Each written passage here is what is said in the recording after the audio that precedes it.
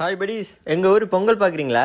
ஊர் சைடில் இருக்கிற மக்களுக்கு அவங்களுக்கு பிடிச்சதுன்னு ஒரு கோயில் இருக்கும். அதுலேயும் முக்கியமாக ஊருக்குன்னு ஒரு வைரவர் கோயில் கண்டிப்பாக இருக்கும். இன்னைக்கு அங்கே தான் நாங்கள் பொங்க போகிறோம். அதாவது என்னோட அம்மாவோட உதவியில் நான் பொங்க போகிறேன். நைட்டு தான் பூஜை ஸ்டார்ட் ஆகும். ஏன்னா அப்போ தான் ஐயர் வருவார். அதுக்குள்ளே பொங்கி முடிச்சிடணும், அதுதான் ரூல். ஒரு மாதிரி அடுப்பெல்லாம் பற்ற வச்சுட்டு பொங்கல் வேலையை ஸ்டார்ட் பண்ணேன். மோஸ்ட் எல்லாருமே வடையோட சாப்பிட்றதுக்கு வெண்பொங்கல் தான் செய்வாங்க. சரி, கொஞ்சம் சேஞ்சாக இருக்கணுமேனு நாங்கள் சக்கரை பொங்கல் தான் செஞ்சோம். பார்த்து அழுகிற மாதிரி தான் இருக்கும், பட் அது அழுகை இல்லை, புகையில நின்றதோட எஃபெக்ட் தான் அது. நாங்களும் சின்ன வயசுல இப்படிதான் அங்கால பொங்கல் வச்சுட்டு இருப்பாங்க, நம்ம பாட்டுக்கு விளையாடிட்டு இருப்போம். எந்த ஒரு டென்ஷனும் கிடையாது. நாங்க பாட்டுக்கு விளையாடிட்டு இருப்போம். படையல் முடிஞ்சதும் கூப்பிடுவாங்க, நாங்க போய் சாப்பிடுவோம். பட் அதுவும் நாங்க கடந்து வந்த ஒரு ஜாலியான காலகட்டம் தான். அங்க பொங்கல் நடந்துட்டு இருக்கு. அர்ச்சனை சாமான்லாம் எடுத்துட்டு வர சொன்னாங்கம்மா.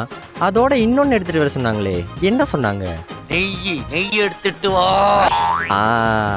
ஸோ இந்த மாதிரி பால் பொங்கினதுமே அடுத்த வேலையை அரிசியை போட்டுட்டு சக்கரை பொங்கல் செய்ய வேண்டிய அளவில் பார்க்க வேண்டியதுதான். ஸோ சக்கரை பொங்கல் செய்ய தேவையான இன்க்ரீடியன்ஸ் எல்லாத்தையுமே உள்ள போட்டு ஒரு கலக்கி விட்டுட்டு நெக்ஸ்ட் பஞ்சாமிர்தம் செஞ்சுட்டு இருந்தாங்க. ஸோ அதுக்கு தேவையான பழங்களையும் நான் உரிச்சு போட்டுட்டு வீட்டை போய் ஃப்ரெஷ் ஆகிட்டு நைட்டு பூசைக்கு ரெடி ஆகி வந்தேன். படையலுக்கான பொருட்கள் எல்லாத்தையுமே ரெடி பண்ணி வச்சதும் பூஜையுமே ஸ்டார்ட் ஆயிடுச்சு. இது கடவுளுக்கு படைக்கிறதுன்றதை தாண்டி ஊர் மக்கள் எல்லாருமே ஒற்றுமையா சேர்ந்து பகிர்ந்து மற்றும் பரிமாற்றி உண்ணணுன்றது தான் இதோட கான்செப்ட். பூசை முடிஞ்சதும் எங்களோட பொங்கல் அடுத்தவங்களோட பொங்கல் வடை எல்லாமே நாங்களும் சாப்பிட்டு எங்களோட டேயை நல்லாவே முடிச்சுக்கிட்டோம். அண்ட் இன்றைக்கு டே 37.